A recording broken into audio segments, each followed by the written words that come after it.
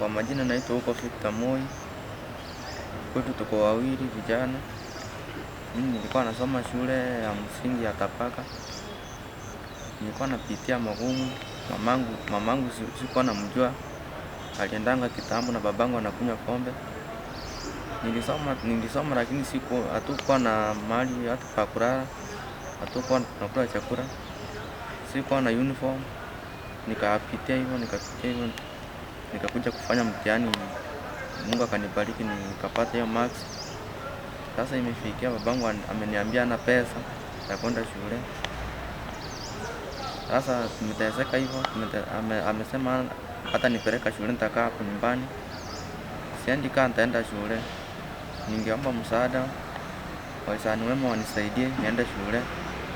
Nitoka hapa nje niende. Babangu aliniambia hana pesa. Hatuna kitu ya kuuza, sasa sioni kama nitaenda shule.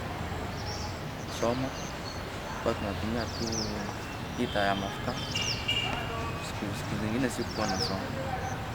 Na form 3 kukuanga na ng'ombe akauza, babangu akauza akampeleka shule hadi mwaka term 2 hiyo pesa hizo. Sasa nikiwa primary babangu alikuwa anakunywa pombe, alikuwa ananipea pesa. Nimesumbuka, nimefanya mtihani.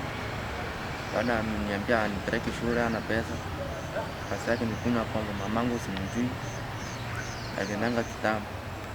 Sasa ningeomba wanasiasa waingie ndani wanisaidie niende shule.